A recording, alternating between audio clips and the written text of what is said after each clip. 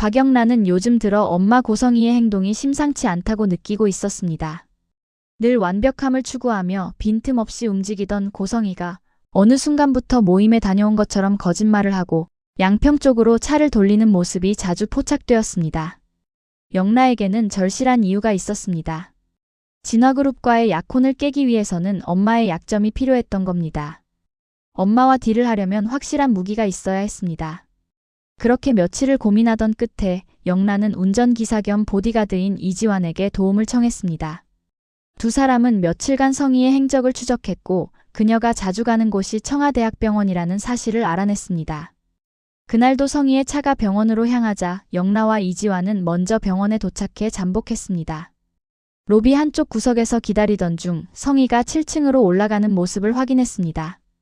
영란은 이지환과 함께 조심스럽게 뒤를 따랐고 성희가 한 병실로 들어가는 것을 목격했습니다. 하지만 곧바로 따라 들어갈 수는 없었습니다. 들킬 위험이 있었으니까요. 시간이 흐른 뒤 성희가 병실에서 나오는 것을 확인했습니다. 영라와 이지환은 조심스럽게 그 병실로 다가갔습니다. 살짝 열린 문틈으로 안을 들여다보는 순간 영란은 충격적인 광경을 목격했습니다. 침대에 누워있는 한우진 오빠의 모습이었습니다. 미국 유학 중이라던 오빠가 왜 병원 침대에 누워있는 걸까요? 영란은 순간 숨이 멎었습니다. 우진의 얼굴은 창백했고 링거가 팔에 꽂혀 있었습니다. 예전에 건강하고 활기찼던 모습은 찾아볼 수 없었습니다. 그 순간 영란은 깨달았습니다. 오빠가 유학을 간 게 아니라 아팠다는 것을, 그리고 엄마가 이 모든 사실을 가족들에게 철저히 숨겨왔다는 것을 말입니다. 오빠를 병원에 숨겨놓은 건 엄마의 계획이었던 겁니다. 영란은 드디어 엄마의 약점을 찾았습니다. 며칠 후 저녁 식사 자리에서 성희가 자연스럽게 영라의 약혼 준비 이야기를 꺼냈습니다. 진화그룹과의 결혼이 얼마나 좋은 기회인지, 영라의 미래가 얼마나 탄탄해질지 늘어놓았습니다. 그때였습니다. 영란은 평소와 다르게 묵직한 목소리로 입을 열었습니다. 박진석에게 약혼하기 싫다고 말했습니다. 한 문장이었지만 성희의 얼굴색이 완전히 변했습니다. 손이 떨렸고 입술이 굳어졌습니다. 박진석 앞에서 성희는 겨우 미소를 유지했습니다. 아무렇지 않은 척 웃으며 이야기를 돌렸지만 그 눈빛에는 분노가 가득 차 있었습니다. 식사가 끝나고 성희는 영라를 방으로 끌고 갔습니다. 문이 닫히는 순간 성희의 가면이 완전히 벗겨졌습니다. 참았던 분노가 그대로 터져나왔습니다. 성희는 쥐방울만한 게 무슨 수작이냐며 영라의 멱살을 잡았습니다. 영라는 숨이 턱 막히는 느낌을 받았습니다. 영라의 결혼 계획이 틀어지자 성희는 딸에게마저 본 모습을 드러낸 겁니다. 평소 영라를 애지중지 키웠던 엄마의 얼굴은 온데간데 없고 차갑고 무서운 여자의 얼굴만 남아 있었습니다. 하지만 영란은 침착했습니다. 오히려 조용한 목소리로 말했습니다. 우진 오빠가 병원에 있는 거 아빠한테 말할 수도 있다고요. 그 한마디에 성희의 표정이 순간적으로 무너졌습니다. 잡았던 손이 풀렸고 얼굴에서 핏기가 가셨습니다. 평생 처음으로 성희의 얼굴에 두려움이라는 감정이 드러났습니다. 결국 성희는 꼬리를 내렸습니다. 약혼식은 없던 일로 하기로 했습니다. 영란은 그렇게 자신의 첫 번째 싸움에서 승리했습니다. 한편 지은호는 고성희에게서 쌍둥이 오빠가 심각한 간질환을 앓고 있다는 이야기를 들었고 간이식이 필요하다는 것도 알았습니다. 은호는 고민 끝에 이식을 해주기로 결심했습니다. 하지만 이지혁은 뭔가 이상하다고 느꼈습니다. 어느 날 지혁은 은호에게 조심스럽게 말을 꺼냈습니다. 우연히 클라이언트를 만났는데 그게 생모인 것, 그리고 마침 간이식이 필요한 상황인 것. 이 모든 게 너무 퍼즐처럼 딱딱 맞아떨어진다고요. 혹시 처음부터 간이식을 위해 널 찾은 게 아니냐고 물었습니다. 은호는 처음에는 그럴 리 없다고 생각했습니다. 아무리 그래도 친엄마가 그런 목적으로 자식을 찾았을 리 없다고요. 하지만 지혁의 말을 듣고 나니 그동안 성희와 있었던 일들이 하나씩 떠오르기 시작했습니다. 처음 만났을 때부터 마치 간이식 위해 일부러 접근한 것처럼요. 은호는 점점 불안해졌습니다. 지혁의 말이 맞는 것 같았습니다. 모든 상황이 너무 계획적이었습니다. 더 확실하게 확인하고 싶었습니다. 은호는 지혁과 함께 자신이 정말 버려진 건지 아니면 잃어버린 건지 알아보기로 했습니다. 두 사람은 며칠간 조사를 했습니다. 보육원 기록을 찾아보고 당시 상황을 확인했습니다.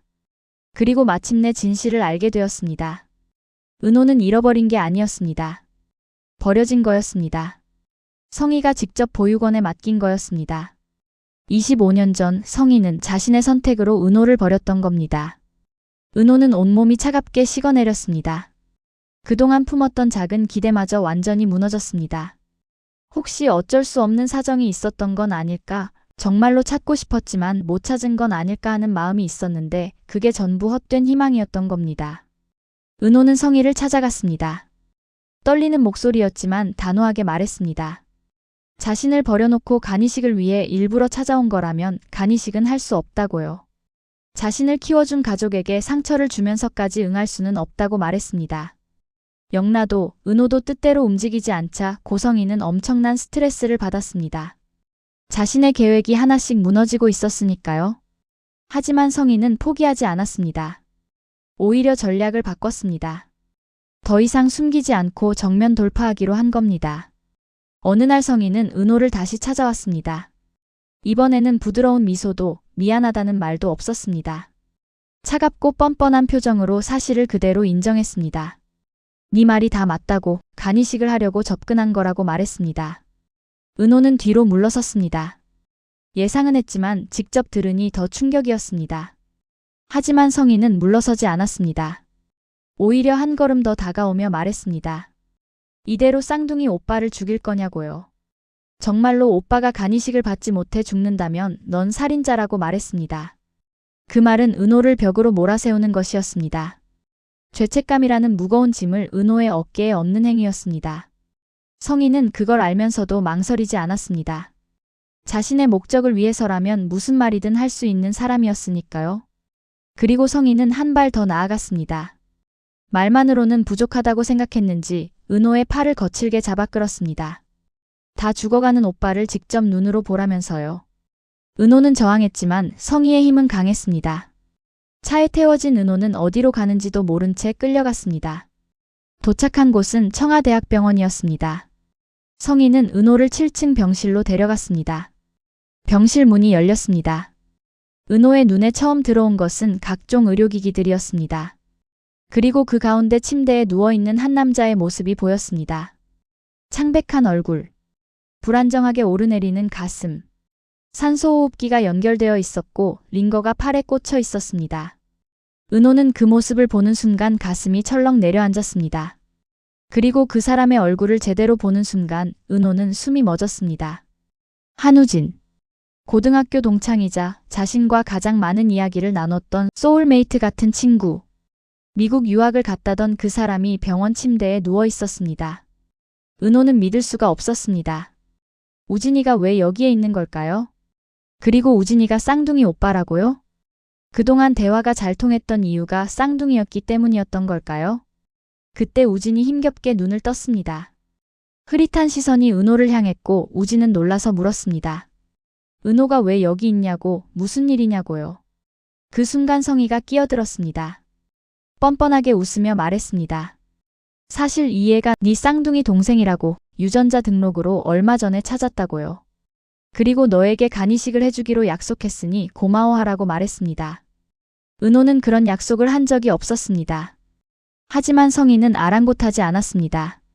이렇게 말해버리면 은호가 더 이상 거절할 수 없을 거라고 생각한 겁니다. 은호는 머릿속이 하얗게 변했습니다. 평생 혼자라고 생각하며 살아왔는데 쌍둥이가 있었습니다. 그것도 자신의 절친이었던 우진이가요. 그리고 지금 그는 죽어가고 있었습니다. 은호가 병실을 빠져나간 뒤 우진은 성희를 바라봤습니다. 그동안 참아왔던 질문들이 하나씩 터져나왔습니다. 죽었다고 했던 쌍둥이 동생. 찾을 수 없다던 그 말. 살아있는데 죽었다고 한 거냐고, 찾을 수 있었는데 여태 안 찾고 이제서야 찾은 거냐고 물었습니다. 모든 게 간이식 때문이었냐고요. 그리고 우진은 단호하게 말했습니다. 은호의 간은 받을 수 없다고요. 동생에게 그런 위험을 감수하게 할 수 없다고, 자신 때문에 은호가 수술대에 오르는 건 절대 원하지 않는다고 말했습니다. 하지만 성희는 전혀 다른 반응을 보였습니다. 나약한 소리 하지 말라고 했습니다. 널 위해 얼마나 노력했는지 아느냐고, 무조건 받으라고 말했습니다. 그리고 성희의 본심이 드러났습니다. 간이식을 받아서 건강을 찾고 회사를 물려받으라고 했습니다. 그게 자신이 우진을 살리려는 이유라고요. 결국 성희에게 우진은 아들이 아니라 도구였습니다. 회사를 물려받을 후계자, 자신의 권력을 유지할 수단에 불과했던 겁니다. 우진은 그 사실을 깨닫고 깊은 절망에 빠졌습니다. 그 사이 은호는 혼란스러웠지만 결심을 내렸습니다. 자신의 절친이자 쌍둥이 오빠인 우진을 살리기 위해 간이식을 하기로 한 겁니다. 아무리 성희가 밉더라도 우진이 죽는 건 볼 수 없었으니까요. 하지만 우진은 그 사실을 알고 병원에서 사라졌습니다. 간이식을 거부하기 위해 도망친 거였습니다. 은호에게 상처를 주면서까지 살아가는 건 우진이 원하는 삶이 아니었습니다. 간호사들이 순찰을 마친 깊은 밤, 우진은 링거 바늘을 조심스럽게 뽑아냈습니다. 몸은 무거웠고 어지러웠지만 마음만은 단호했습니다. 병원을 빠져나온 우진은 택시를 잡아타고 한 곳으로 향했습니다. 고등학교 수학여행 때 갔던 그 바다였습니다. 밤바람이 미지근하게 스쳐가던 해변. 파도와 모래 사이에서 은호와 처음으로 깊은 이야기를 나눴던 그곳이었습니다. 그때 두 사람은 인생에 대해, 꿈에 대해, 외로움에 대해 이야기했었습니다. 말하지 않아도 서로를 이해할 수 있었던 유일한 순간이었습니다. 몇 시간을 달려 도착한 바다는 고요했습니다.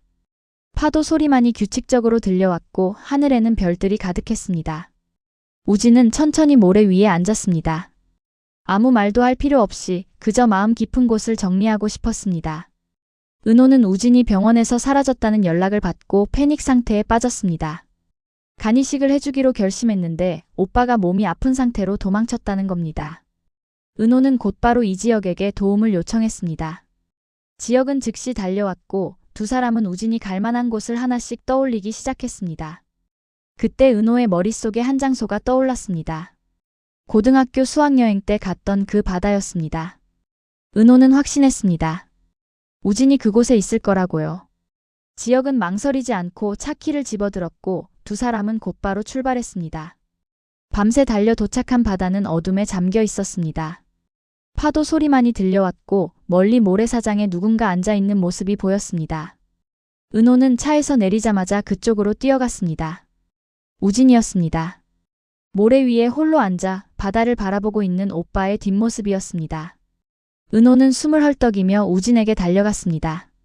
그리고 뒤에서 그를 끌어안았습니다. 두 사람은 끝내 참지 못하고 울음을 터뜨렸습니다. 서로에게 미안하다고, 그동안 못 알아봐서 미안하다고 말했습니다. 두 사람의 어깨는 금세 눈물로 젖었고 바닷바람은 그들의 울음을 조용히 감쌌습니다. 한참을 울던 은호가 먼저 입을 열었습니다. 간이식을 받자고 자신이 해주고 싶다고 말했습니다. 25년 동안 헤어져 있었는데 이제 겨우 찾았는데 이렇게 떠나보낼 수는 없다고요.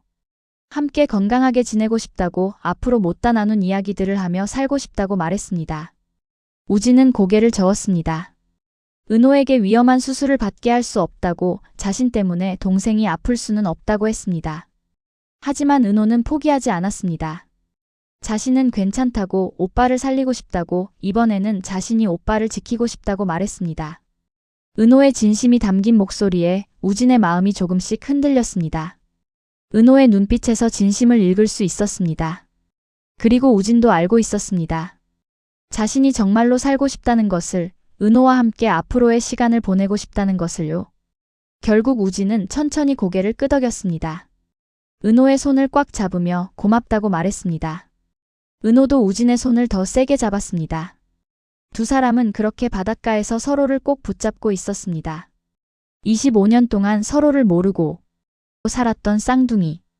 우연히 만나 친구가 되었고 이제야 진실을 알게 된 두 사람. 그들이 흘리는 눈물 속에는 그리움과 미안함 그리고 안도감이 뒤섞여 있었습니다. 멀리서 이지혁은 차에 기댄 채 그 장면을 조용히 바라보고 있었습니다. 다가가지 않았습니다. 지금은 두 사람만의 시간이 필요하다는 걸 알고 있었으니까요. 지혁은 다만 은호가 다시 무너지지 않기를, 이제는 진짜 가족을 찾은 은호가 행복하기를 조용히 바랐습니다. 오늘 준비한 이야기는 여기까지입니다. 끝까지 함께 해주셔서 진심으로 감사드립니다. 구독과 좋아요를 눌러주시면 다음 이야기를 이어갈 큰 힘이 됩니다.